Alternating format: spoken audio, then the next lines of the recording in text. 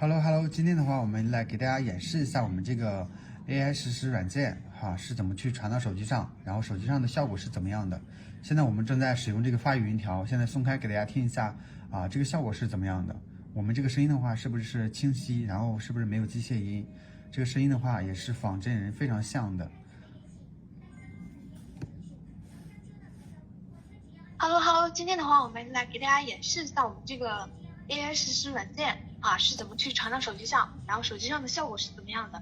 现在我们正在使用这个发语音条，现在松开给大家听一下这个效果是怎么样的。